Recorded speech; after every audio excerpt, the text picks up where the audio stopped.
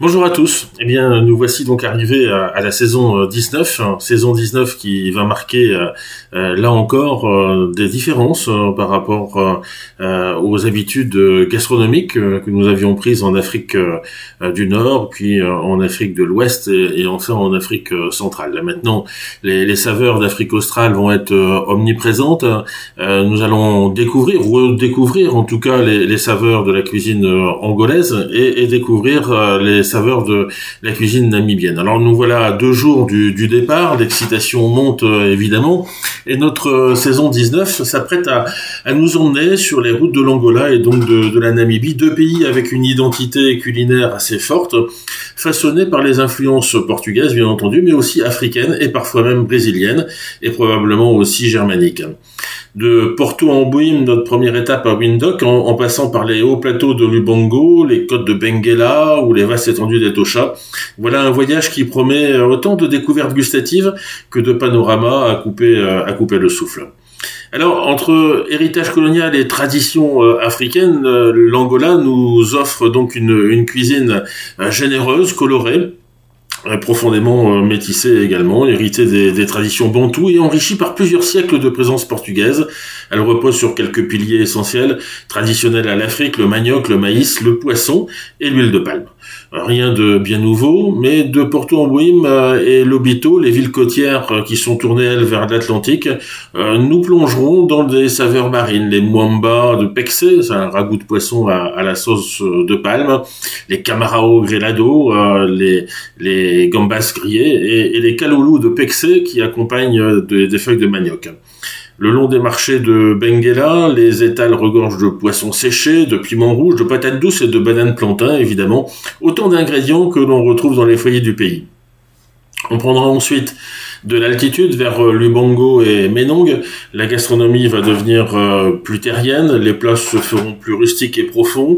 Le muamba de Galina, le poulet mijoté à l'huile de palme et au gombo, le fungue de manioc, une base omniprésente de la table angolaise, et des sauces parfumées de ginga ou de tomates. Plus au sud, à la frontière, près d'Anjiva, la cuisine va se teinter d'influences namibiennes, plus sèches, plus épicé aussi, et avec une viande de chèvre que l'on va redécouvrir, ou de gibier, grillé bien souvent sur feu de bois. L'Angola, c'est aussi une cuisine de partage. On va y manger en famille, autour d'un grand plat posé au centre, à la main droite, dans une ambiance où chaque repas devient une célébration. Puis viendra donc notre étape namibienne, des grands espaces, de Ruacana à Windhoek, en traversant les contrées sauvages du Kaokolang, les safaris d'Etosha ou les paysages encore lunaires de Twyfelfontein et de Swipkop. Nous allons découvrir là une cuisine namibienne qui s'ancre surtout dans le terroir et dans le feu, le braai. Les repas sont simples, nourrissants, souvent centrés autour de la viande et qui reflètent l'histoire pastorale du pays. On va trouver le biltong, qui est une viande séchée commune à toute l'Afrique australe, les boerewors, les saucisses épicées d'influence africanaire, ou encore le braai, donc le barbecue traditionnel qui rythme la vie quotidienne. À Oshakati, notre première étape, ou à Ruacana ensuite, nous goûterons peut-être au kapana, des petites bouchées de bœuf grillées dans la rue, qui sont servies souvent brûlantes, avec du piment et des oignons. Dans les régions donc du Nord, où on va concentrer notre activité de la saison 19, l'héritage ovambo va s'exprimer à travers des plats de mangou, c'est du mil perlé, et de haricots accompagnés parfois de larves séchées, les mopan worms, qui sont assez riches en protéines et surprenantes en bouche. On vous en parlera probablement sur place.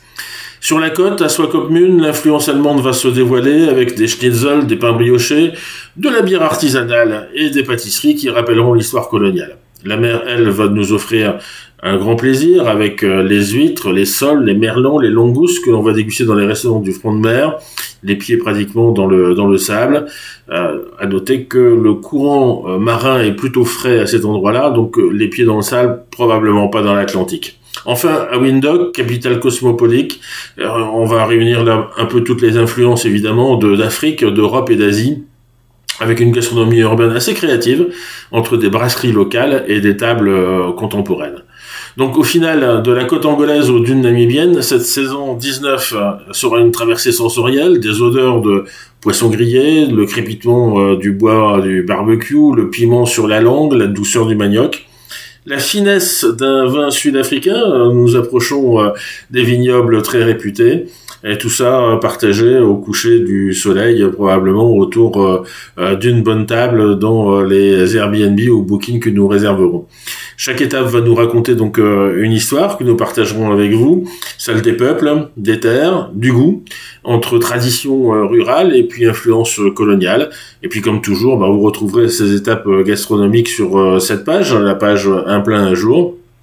Et vous savez également que vous trouverez sur notre page New Deal for Another World nos rencontres naturelles de faune, de flore, mais aussi avec les ethnies locales. Enfin, sur la page Autour du monde, nos grandes routes au fil du récit, avec chaque jour le détail de nos étapes. Voilà, un programme donc passionnant, en tout cas gustatif. Et nous vous invitons à nous suivre donc quotidiennement tout au long de cette page. À bientôt.